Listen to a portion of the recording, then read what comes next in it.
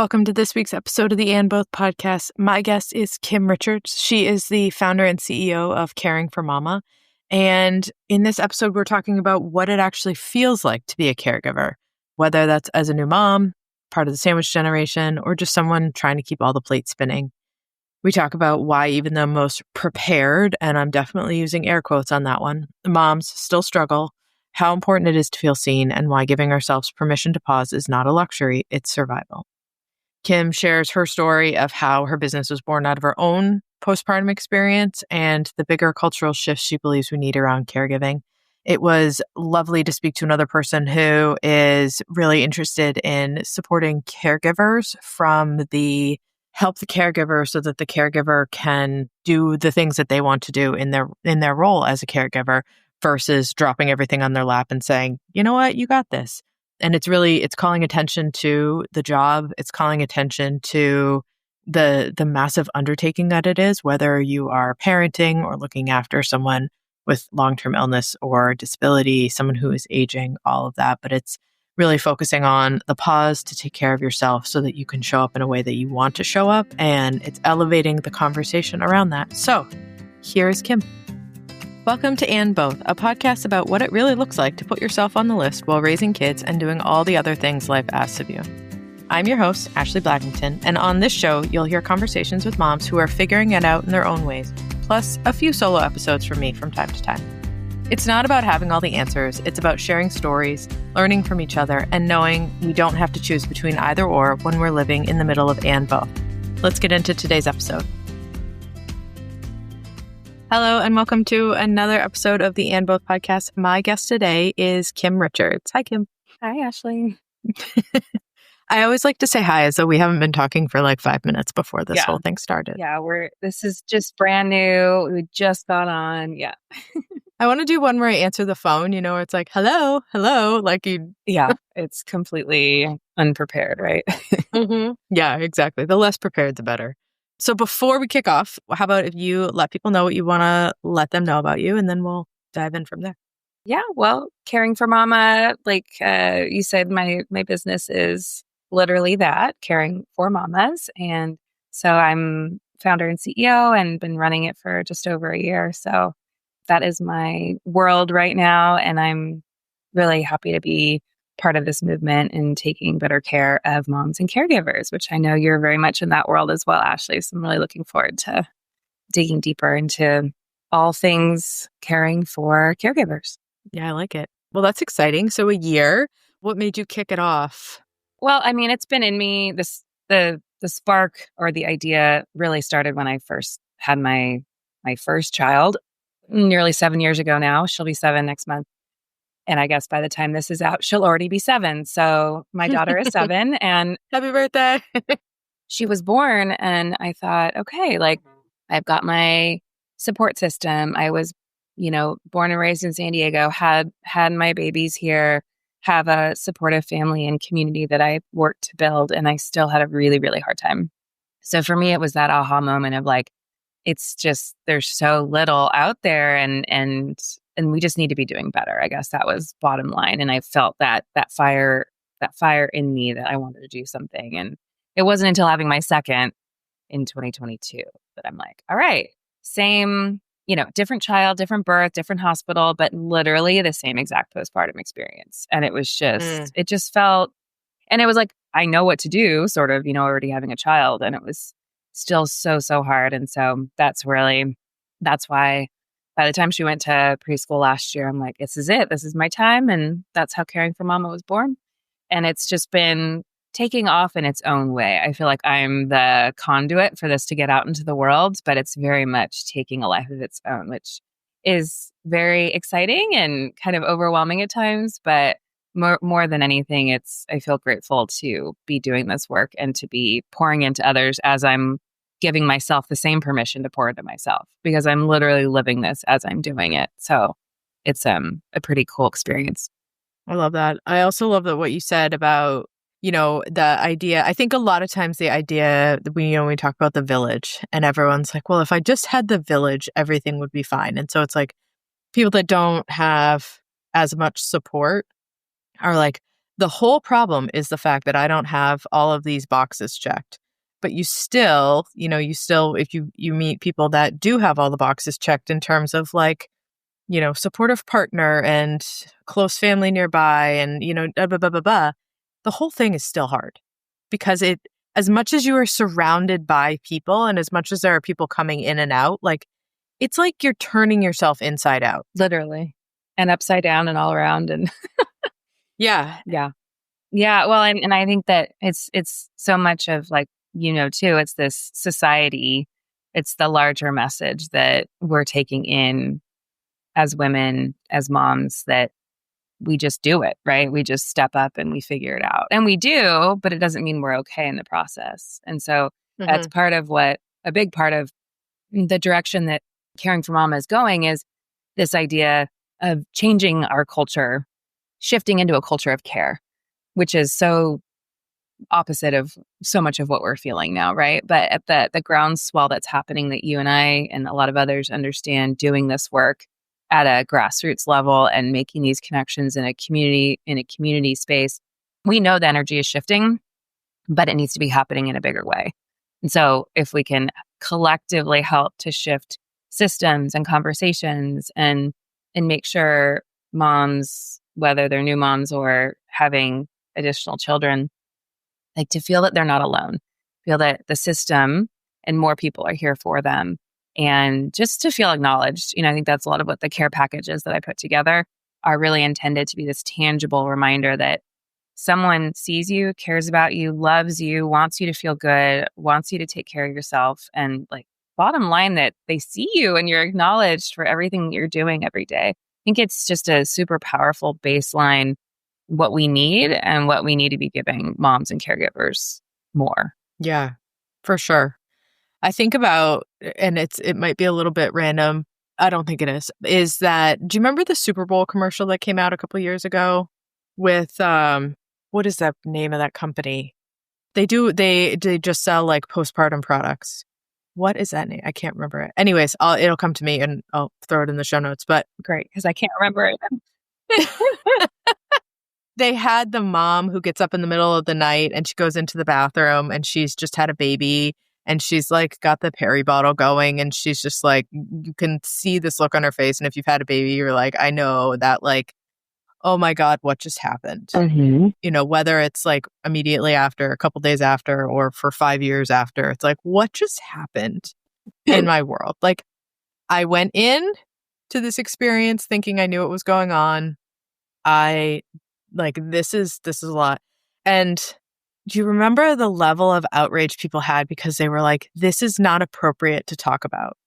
This is like... Yeah, as if this isn't real life. And right. It was like, you're like, I mean, they would, it's bookended on a commercial with like somebody wearing basically no clothing and like people like chugging beers and drag racing cars, shooting fireworks. But they're like, this actual real authentic human experience that half of the population goes through is like so uncomfortable for the people that make these decisions.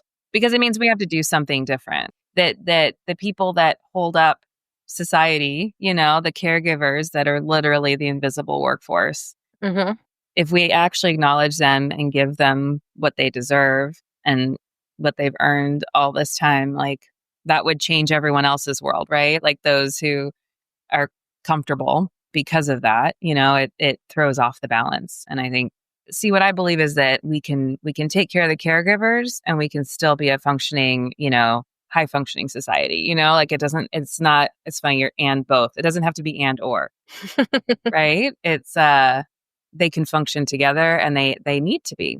And so, yeah, it's a perfect example of how we need to be stepping into that uncomfortable space more. And I think the menopause movement is really a good example of that too, that it's having a moment and it's like, well, yeah, like this isn't new information. It's just something that we're talking about more and we're allowing women to be more open about what's actually happening in their bodies and empowering us instead of shoving the conversation aside as if it's not a reality.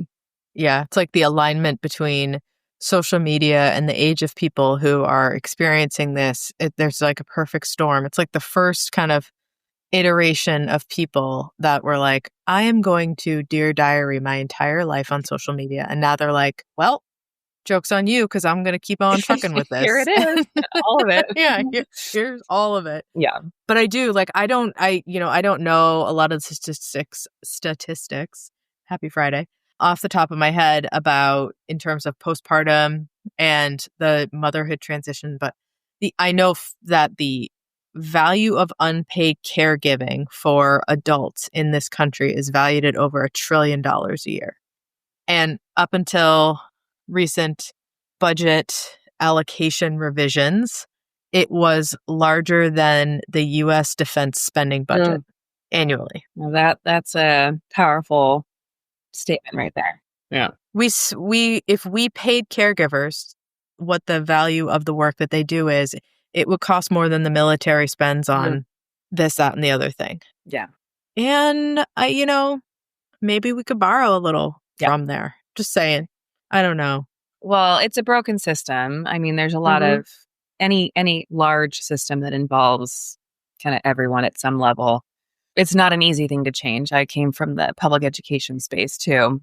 You could look at any segment where there's need for change, and it's, it takes time. So I went from public education to now, caregiving and caring for moms and postpartum care. And I'm accepting the fact that this is the long game. This is not a quick fix. And me starting this caring for mama, in fact, it's moving quicker than I imagined from caring for mama to caring for papa and caring for caregiver. Ultimately, the vision is to be the caring collective, because the reality is anyone caring for another human, whatever the circumstances, that caregiver is, underpaid, definitely not acknowledged and supported, and they're burning out. We know the rates of burnout is, through the roof for all the reasons we know.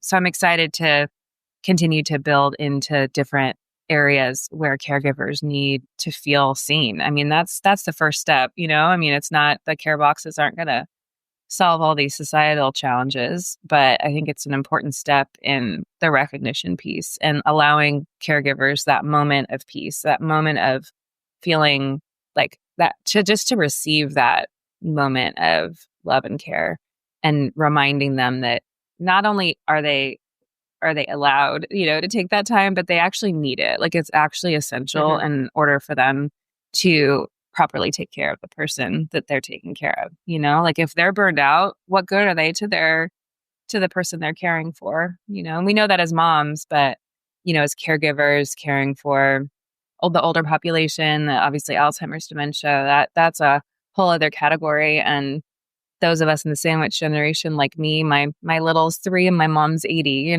so I'm very much pulled in multiple directions. And if I burn out, I can't be there for anyone. So it's super critical, I feel like, to put our focus on this. It's not even a 2-for-1. It's like a 3-for-1, or, depending on how many people you look out for. I think that's one of the things that I noticed is that, when you see somebody in as a patient, like when I was working clinically, they don't typically come by themselves, right? There's always somebody that either how they get to you, or they're in the hospital with them, or whatever. And it's a 2-for-1, but we only address one side of the coin.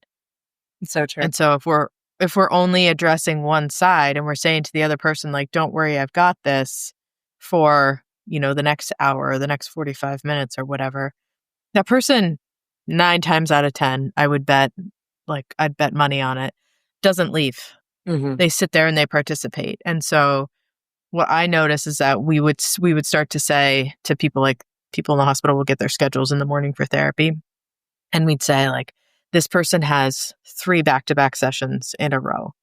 That gives you like nearly 3 hours to go and do something. Like, I don't care if you go, like, have a nap, if you go to the grocery store, if you go, like, whatever you need to do, but, like, you got to take time to step away from it, because it's that raw, worn down, burnt out, crusted over feeling, but you don't feel like you can pause or step away. And that's what's so needed.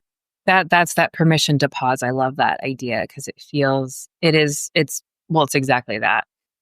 Because we know that feeling of pushing through. We know what happens to our bodies, our brains, our energy, our psyche. I mean, everything. It's a complete, all-consuming feeling, and it's a health. It has direct health implications as well. I mean, we're not sleeping properly, we're not eating, we're not taking care of, like all the things that we basically need to function and be healthy. It's not just burnout in that moment; it's also compounding inside our physical bodies. So there's so many reasons why we need to start shifting the conversation and putting more attention, like, the caregivers for their family members and also the caregivers in these care facilities and in the hospital settings and the clinical settings. I mean, there's multiple levels, which is why there's lots of opportunity for, companies and organizations that are doing this work, because we need more of this effort out there. We need more people having this conversation. That's how we're going to make longer term change. Yeah. And I think that's really important to point out. Like, I always say that caregiving and support for caregivers is not pie, because it's not like, I feel like when you're talking about, like, because now I don't work in the hospital anymore. I live in the tech startup world, that's a whole, how did we get here from here to here? But that's its own journey. But what I notice now is that in the tech space, people are, there's a lot of things that are like really flashy and sexy, right? Like everyone loves AI and everyone loves, attaching all of these things together and blah, blah, blah, right? So it can feel like when you talk about your differentiator in how your product is going to like stand out among the masses. But that's not what we're talking about here. We're in the caregiving space, creating tools for caregivers, creating supports, creating all of those things. This is not a flooded market. And what's going to work for one caregiver is not going to work for another caregiver. And that's fine. It doesn't mean that they're bad ideas. It means that we need more ideas. Like I want to go into a meeting in 5 years and someone say to me, well, we already have these like 12 companies that are lined up to do this, this, and this. Yep. Like I'd be so thrilled, versus the vast majority of the meetings that I'm in, people are like, oh, so this is a caregiver focused product. We've never seen that before. You're like, and I'm wait, like, you're I actually thinking know. about me? Like, I don't understand. This isn't about me. It's that self-sacrifice, that idea that, we're not in this for ourselves. We're in this to care for, the ones we love or whatever. Like, this is our duty as whatever the role we play in our families. But that, yes, and it's not one-sided. It has to go both ways. There has to be care on both ends. So anyway, we're definitely speaking the same language. And I think I'm excited that there's so much more happening now. And there's more conversations happening.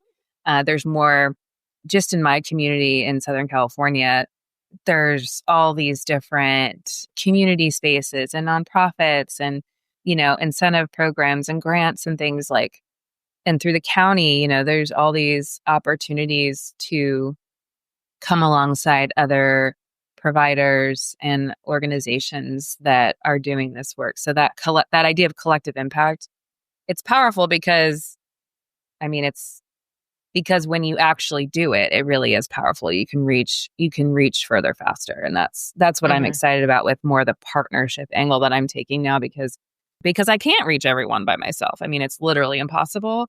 So not only is it identifying who's doing this work in a different way, but how can we come together and do something creatively and at the same, not only reach more caregivers, but support the growth of our own organizations too. So it's a win-win. I like it too, because like what you were saying earlier, like having supports, having family in place and things like that, still hard, right? Because even with people that care about you and that are really excited about, the new baby and all that stuff, there's still that gap between the two of you. And so what I love about what you're talking about here is like it's not just relying on family to do that, because even when you can rely on, a close network, you still need providers talking about this.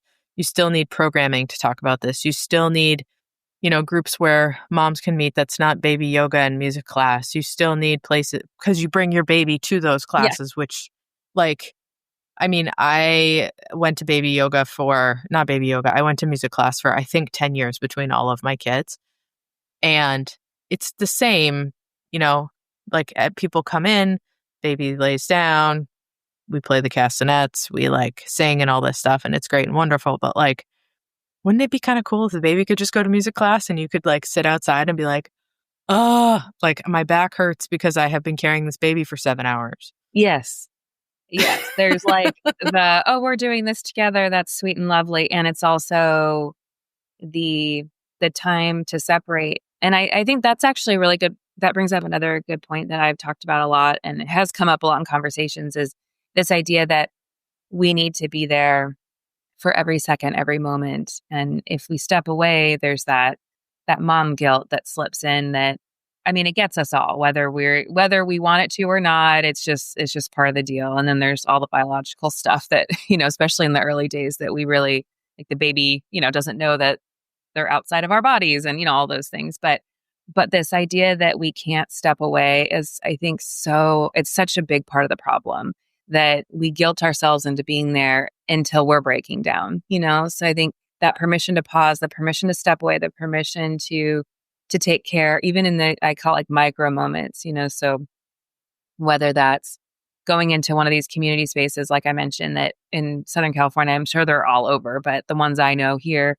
they're either co-working spaces where there's childcare offered, or they're mommy, take care of yourself time. You go sit in the cafe, have a drink with a friend while your children are having fun in a play space. So there's a ton of these spaces where both things can be true. The kids can be happy and be taken care of, and the moms and caregivers can have their space to breathe and come back to themselves and be like, oh, I am still a person. I still have my own needs.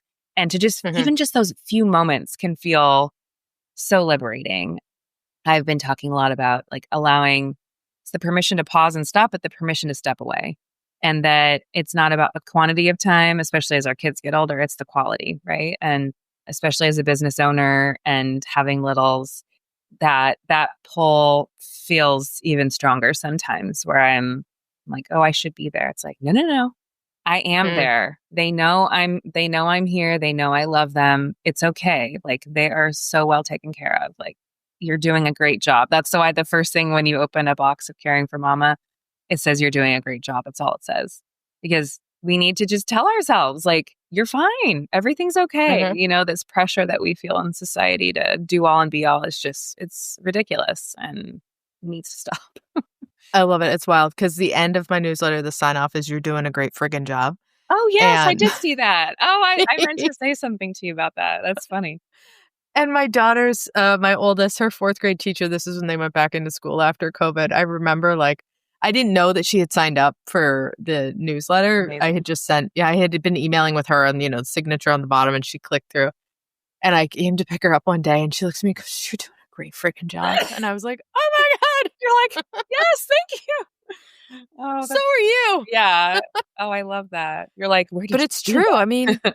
Yeah, I think that there's such an overwhelming need, not desire, but there's such an overwhelming need to just be seen. Yeah. And not, for whatever people may make it out to be, it's not you're not asking for a parade. You're not asking for we are not worthy moments. It's just you just want, when your house looks the same at the end of the day as it did at the beginning of the day, but you are exhausted, that it's not well, it looks like you didn't do anything all day. And you're like, but there are living human beings who were living this morning and are still living this afternoon. And it was a tornado earlier. You didn't see it, but it was a tornado. I couldn't see the floor, and now you can. Mm-hmm. Yeah. It's, like you said, it's not a fanfare. It's just, it's, hey, I see you. You're doing a great job. Whatever you're doing or not doing, it's okay. We're not striving for perfection here. Yeah. The kids are going to be all right. There's all these things for a reason, What also is really powerful, especially for a lot of these businesses and the ones that we have and all these other ones that I've been connecting with, the founders, the women or the caregivers behind these companies, we're living it ourselves. So it's like authenticity, the authentic leadership or that voice behind the brand is so powerful, because I'm not just saying this because it sounds good. I'm saying, well, first of all, it's just reality, right? But it's also something that I'm living myself, and I'm learning as much through growing this business and building this community and having these conversations. I'm learning it for myself as much as I am giving, so I think there's beauty in that authenticity, because, that we see a lot of the screens and smoke and mirrors or whatever, especially in the social media. So being able to cut through with real talk and like, I'm living this just like you, I'm not saying I have all the answers, but I do know that you need to feel seen. I do know that having these moments for yourself are really important, and giving people who want to love on the moms or caregivers in their lives, giving them something that's easy to gift. Like that's a huge thing too, because, sometimes there's moments where you're like, gosh, I'd love to just let her know how much I care about her, how much I'm thinking about her. Maybe you live across the country from this person. And just giving people tools or something tangible to send where they know, wow, this is from a mom. It's all like women-owned products. It's like clean and sustainable and well thought through. It makes that whole process of giving and receiving easier, which we need that too. I mean, not many people have time to curate and think through all this stuff, so I like to make it easy, because it's fun to put this together. I mean, the amount of products out there is incredible. I mean, what we have out there that we don't know about because they're small brands, or, they're selling through small channels. We can't get them on Amazon or whatever, or your local market. I love the idea of bringing more of these brands to life through the boxes. So I'm helping lift up women-owned businesses as I'm building my own, which is really fun. Yeah. Today's episode is brought to you by Dovetail, the app that's changing the way families navigate caregiving. If you're juggling your kids' schedules, checking in on your parents, and trying to manage your own needs, Dovetail is made for you. I built Dovetail as a clinician and caregiver who saw firsthand how overwhelming this role can be and how much lighter it feels when the care is shared. Download Dovetail now on iOS, Google Play, coming soon.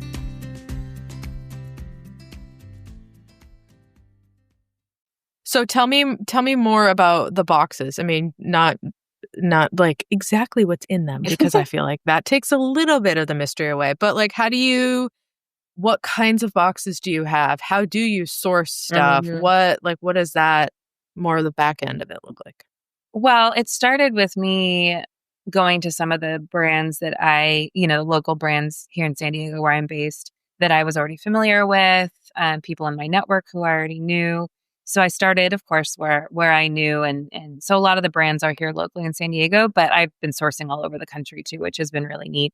Because, you start making those connections like, oh, you need to meet this person. And so my list of suppliers has grown from the 30 plus that I've already sourced from to like at least 80. I mean, and it keeps growing every day because there's so many amazing brands out there. So I just started reaching out and, checking wholesale pricing, minimum order quantities, MOQs, getting all the lingo down and just learning how I could best curate. So obviously a box that's 8x8 or 10x7, or, I can't fit a ton in there, but if it's the right size and the right combination, so it's been like putting those puzzle pieces together has been really neat, because each box has a combination, of course, of different types of wellness or self-care items. So that no matter who's receiving it, there's something in there that will feel good in that moment, or the following week or whatever. So it's something that there's nothing that's single use. That was something I learned at the beginning. There's a lot of great single use stuff, but I want this to feel like they can come back to it, and the boxes are now beautifully designed, hand drawn designs. It's really, every part of it is intentional. And so that box can live in wherever, in the person's house, and something that you just, you continue to go back to. And even family members can use it as a way to say, oh, I can see, mommy or whoever is caring for them at that moment. So-and-so's having a hard time. Or, oh, see, they might need a little bit of a little bit of time to rest or whatever, like I'm going to go grab this calming roll on for them or whatever. So then it kind of becomes a family. It becomes an awareness for the family as well. Like, how can we take care of each other? So I love that idea. It kind of opens up opportunities for the family unit as well. And the boxes, the way I have them now, I have five boxes on the site. And actually, by the time this is live, I probably will have double than that. So I'm growing the offerings now and going to make them a little more tailored and specialized. So there's a lot of, bump box type stuff out there. So early postpartum boxes. So that's not my focus. Really, a differentiator for what I've been building is that this is for all seasons, because as you know, the reality is motherhood doesn't get easier. It gets different. So we face different challenges at different moments. And so I want women during these different seasons to feel seen, no matter what the transition period is. So from, postpartum box to navigating illness to, sending your kids off to college, like an empty nester box, a menopause box. So and then caring for papa, caring for caregiver. So there's going to be a little bit more of the refinement and reaching certain groups, so that when people come to the site, they say, oh, well, that box is for me, so it's a little more clear. When you're launching, obviously things have to be a little more generalized, so that I was learning a lot about what products resonate most. And I've learned a lot about that, which has been neat. So now I can take that information and start to build a little bit more specialty in. So there's a lot of fun stuff coming. Do you pack them? Mostly, yes. The way that, and I have my warehouse tucked away in a part of my garage. So they always say, founder stories, doing everything from the beginning is so powerful, because you see, literally how the sausage is made. It's like, I've had my hands in literally everything, and it's helping me set the stage for the growth that's coming, where, moving into a shared warehouse space and sharing, fulfillment specialists and things, like I'll know exactly what it needs to be and how I want it, how it needs to continue to stay on brand and to stay true to the core values and messages that I want to stay, no matter how big the company gets. But yeah, I'm packing them. When I do larger orders, or I have, prepping larger amounts of boxes, I'll coordinate, packing parties, I like to call them. So I'll bring friends and community in to support that. And then for some of these collaborations I'm doing with nonprofits and getting companies to support, it's that collective impact we talk about.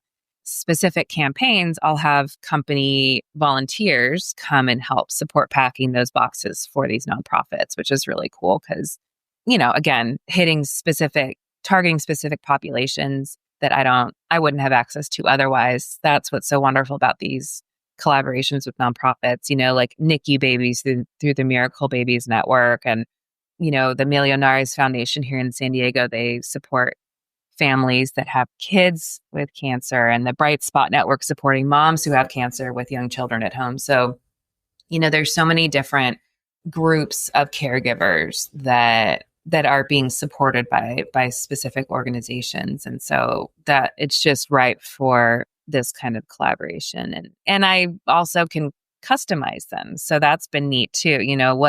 What would really resonate with the specific caregiving community?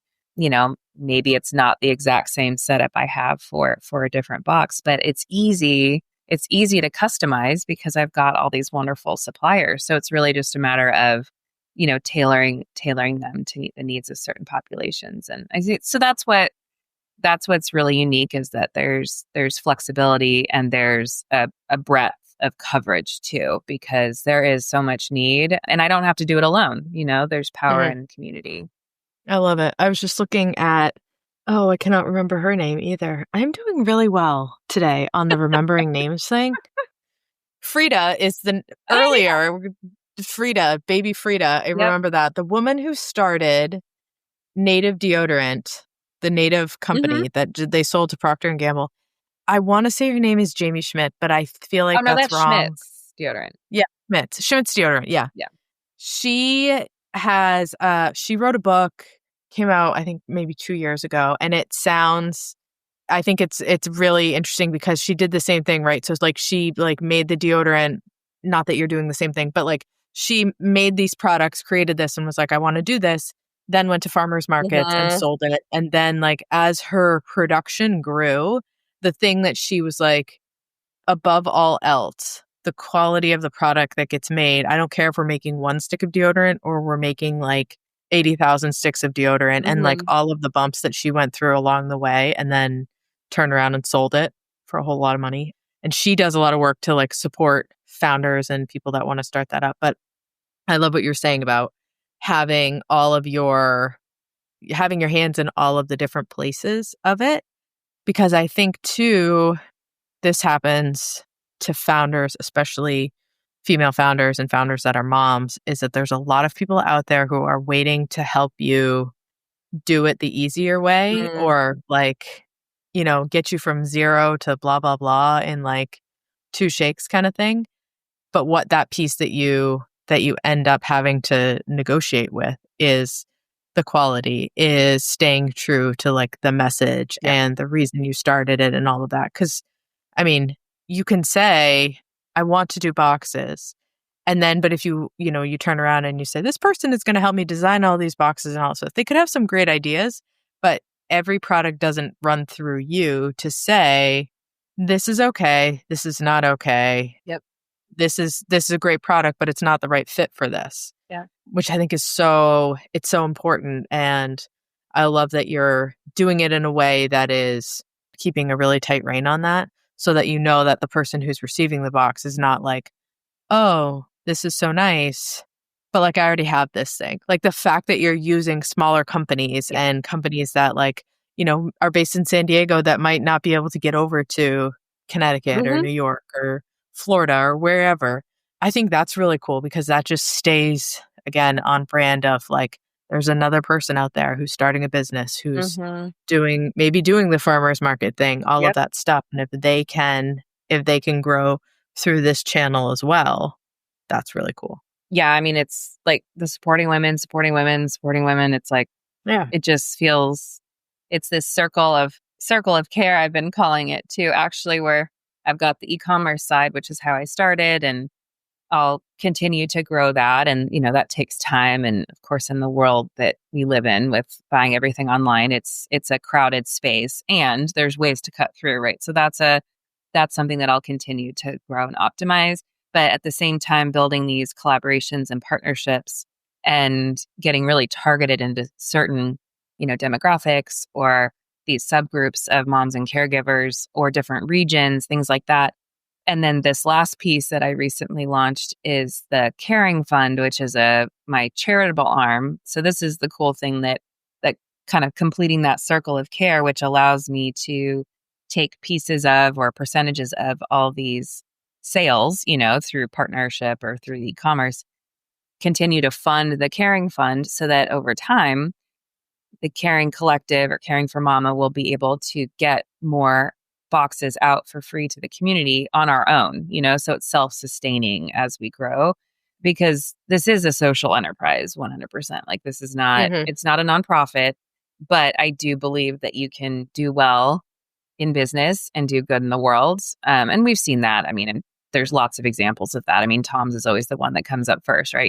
You sell a shoe, you give a shoe. And so the model's been proven, but I feel like in this space in particular, I just think there's so much growth potential and so much potential to change the trajectory of these people's lives, to change the tone of how we talk about caregiving, how we support caregivers. It's just, I don't know. I feel super honored to be doing this work and allowing it to grow as organically as it is because I feel like I'm like the vessel for it becoming what it needs to be in the world. I'm really leaning into that, trusting and allowing the growth to happen. I'm certainly doing it in a strategic way, but I'm not trying to control every piece of Hmm. every direction. There's beauty in that flow, I think, too. Yeah. And I think too, that's also another, I would guess, a takeaway that comes from being a parent yourself, right? It's like you cannot control Mm. every single parameter. And so making peace with making peace with your non-negotiables and figuring out where you can sort of like let the rope out a little bit and say, okay, not everything has to look the way I want it to look, and yada yada, or for when it comes to these certain things, I'm okay with however it comes to light. And I feel like there's a lot of beauty in that flexibility in knowing that you're holding on really strong to certain things, Yes. but then being able to adapt and grow from there. Well, because it opens up opportunities that you wouldn't see. You'd miss if you were so rigid and planned in a very methodical way. There's so many examples, none of which are coming to my brain at this moment, but there's so many examples of how that has already played out in the growth of this business. And so it works, it's like stay true to the brand, stay true to the vision, and allow the vision to continue to expand and grow. And then what comes through that, whether it's something I put myself out for or something that I allow in, there's that.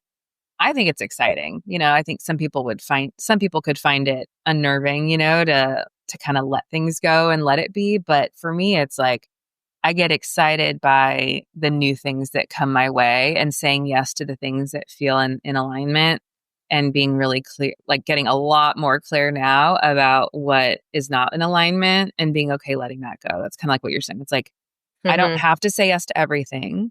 And now I know more clearly what does not align and what feels like this is it, And so that's been a huge shift too as things continue to grow. Yeah, I mean, and I feel like that's a good connection with the actual postpartum experience, right? It's like no person going into having their first baby thinks that they're going to get turned inside out. Everyone's like, if I read the things, if I buy the things, if I take the classes, if I, if I drill my friends who already have babies, like it's a CIA black site, like if I just get all of the things in front of me, then I will be prepared and I will run out ahead of this catastrophe, beautiful catastrophe, not bad catastrophe. That is the postpartum period. Yeah.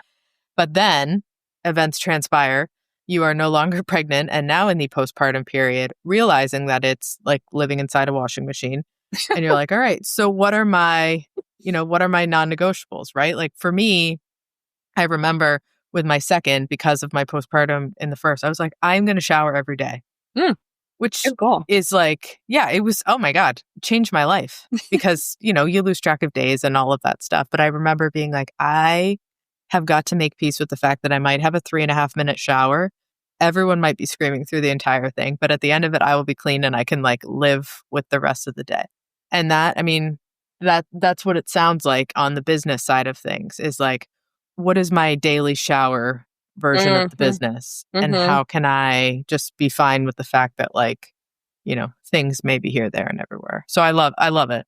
Yeah. And leaning into that intuition too. Cause I feel like the divine feminine thing has come up a lot more recently because that conversation is happening more and it's becoming more of a, there is this kind of power center we have if we allow ourselves to open up to it, And I do believe that there's a literal opening when we become mothers and birth and, however you're birthing, there is an opening, But then there's this really powerful, like kind of spiritual, it's just like this transcendent sort of space that can feel like you're in a washing machine because it does. I mean, you like, just from the hormones alone, and just physical recovery and all that, it can feel completely overwhelming.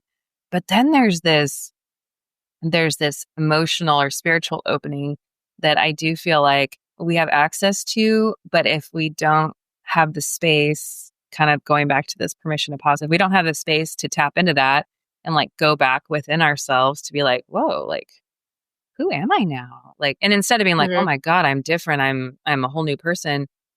Oh my God, what happened to me? It could be like, wow, who is this person now? Like, who can I become? What has this portal opened me up to? And how can I tap into that power as a powerful source instead of feeling like we've lost ourselves? And that's this new space I've stepped into, especially in growing this business, but also in just my own transformation as a woman, as a mom, as a human, I do feel like it's universal. I have a hunch, and I think we're all tapping into it in different ways at different times. But I would love to, maybe there's a book in me too. Stay tuned. But but tapping into that, I feel like that opens up not only the self-care conversation, the taking care of ourselves, but also being able to have greater discernment as a parent, as a woman in the world, whether it's with our work, our choices for work, our choices for, how we are in relationship with our partners, how we're in relationship with, as a family unit, or whatever your situation looks like owning that space that you now hold, I don't know. I could go on a soapbox about that, but I think I'd like to shift that conversation about, oh my gosh, I don't recognize myself, to like, wow, who am I now? Like, who can I become? Like, what an amazing opportunity we have, Yeah. It's that curiosity mindset or curiosity approach to it, and not, you don't throw everything out the window. It's, what are the things that still ring true for me, and what are the things that have shifted, and how has it shifted, and where has it shifted? Not necessarily why has it shifted, but what's the evolution of me over time, and how do I align or not align with different parts of the world? I mean, I think there's a lot of examples that probably anyone can think of off the top of their head when it comes to, like, you have this transition to motherhood, and like some things will stay the same. Maybe it's friendships, maybe it's work. Like, I can't tell you how many people I've either talked to or interviewed on the show that are like, I knew that when I had a baby, I was going to go back to work and I was going to do this. And I spent all this time. And then I realized, yes, I want to go back to work. Or I realized that I don't want to do this anymore. Or I realized I don't want to do this in this way anymore. Or, it's one of those things where when you get into that space of you're trading time with one for time for another, and where does the value stack up for you? And if the value doesn't stack up in the way that you thought it would, or the way that you assumed or people told you that it is, how do you still balance all of these things? Not balance, I hate the word balance. Balancing. How are you balancing these things so that the parts of you that need them, like, we've got to all, like, put a roof over our head and feed ourselves, and there's all of those non-negotiables alongside time spent with your kids, time spent by yourself, time spent doing all of that stuff. And how do we kind of keep moving the pebbles around to make it make sense? Yeah. And I think keeping ourselves at the core of that, allowing ourselves to still be at our center and not putting ourselves outside of the priorities, because as soon as we start saying, well, I've got to do this, this, and this, no matter what, right? But like this, and this, a lot of times doesn't include ourselves, Yeah. Like making sure that you stay your own priority, and that just remembering that by being our own priority, we're actually doing better by our families and our children. Like, that's the mindset shift I've been focusing on, and I would love for more mothers and caregivers to feel like that. So it's like this whole idea of self-care is selfish or whatever. It's not this. No, this is not selfish. This is literally self-preservation. This is empowerment. This is doing what we need at bare minimum. And I believe it's bare minimum of like just acknowledging that your needs matter. Like that has to be number one. Yeah. And everything else can flow from there. Because when you come from a place of stability and empowerment and feeling like, okay, I can do this, like, then the rest feels, dare I say easy, but it's easier because you're like realistic.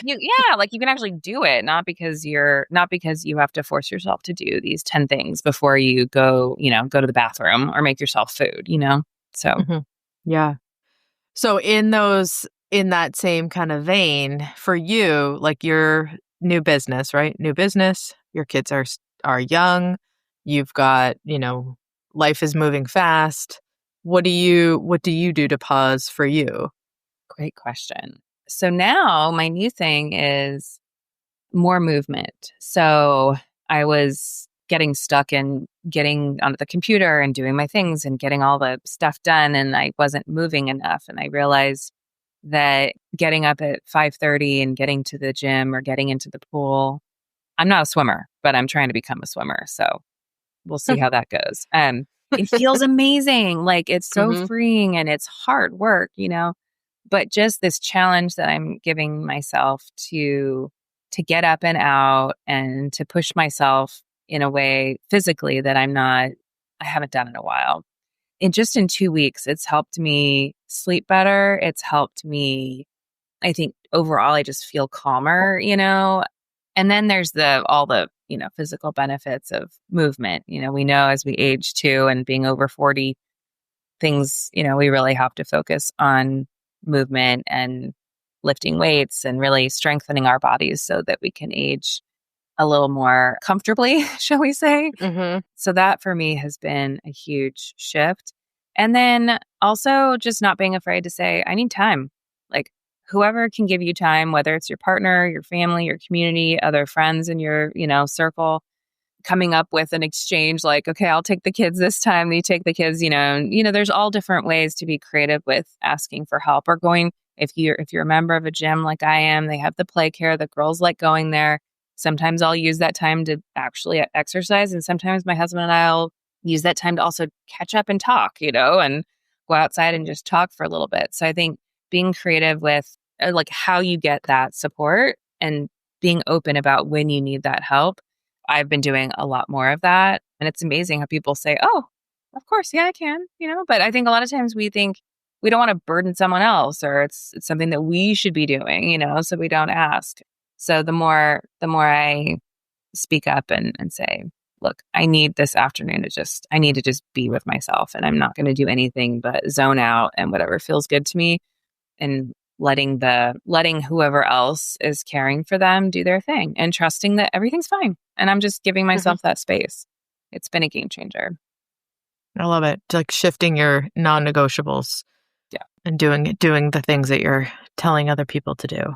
Oh, yeah. And that's what I say about this business. I'm like, okay, if the woman that's running a business called Caring for Mama isn't caring for herself, I'm not doing this right, So it's a really good self-check. Like, okay, Kim, you're not doing well. There was 1 week, whatever, recently, and I had like 6 out of 7 days I had a headache. I'm like, all right, I think my body's at this point completely screaming at me. So I'm going to take the signal and I'm making those changes and I'm making that a priority because I do believe that the more I make myself a priority, my family's going to benefit, my business is going to benefit. And it's already proved, like even this last 2 weeks, being more dedicated to my exercise and being more mobile, I already notice a difference. It's amazing. So, yeah. And it comes in different ways, but without setting specific expectations, it's just like, I'm going to do this for myself because this is what feels good to me in this moment. And right now I'm going to take this time and then just watch like the cascade effect, like what eases up or what shifts or I don't know, energies start to change and it's pretty exciting. It's motivating too, it's like, oh yeah, I can keep doing this because, people are stepping up. I didn't think would step up or whatever the case is, and just saying like, look, this isn't going back to that village comment at the beginning. Yes, the village has by and large disappeared as far as, the way it used to be considered, but we still have it, we still have the ability to create it. And to not forget that we can lean on that village, so not saying the village is gone or, we can create it and we can sustain it by inviting them in and asking for that support. Yeah, we can create our own reality. Yeah. And the village doesn't have to look like it used to in order for it to be. No, I mean, that's not going to a village. No, not anymore. And that's okay. Exactly. Yeah. Exactly. I think that's amazing. We'll tell people where they can find the boxes, where they can find you, where all of that stuff is.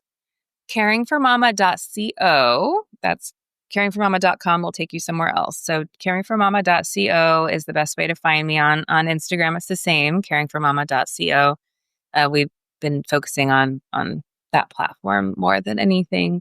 And yeah, the boxes are all on the website. hello@caringformama.co is a great way to reach out directly too. And I'm always looking for new suppliers, new women makers, anyone who's interested in collaborating or, reaching a certain demographic of women, mom, caregivers of any range. I would love to talk and just explore what a collaboration could look like. Love it. That's awesome. Well, thank you so much for joining me today. Of This is course. great. So nice to chat. And I love what you're doing too. So thanks for doing all that you're doing to support caregivers and for having these conversations. It's important. Mm. Yeah, because we have to put them on the air for people to hear them, for That's them right. to have more conversations. That's right. Well, thank you for joining me. Of course. Good to see you.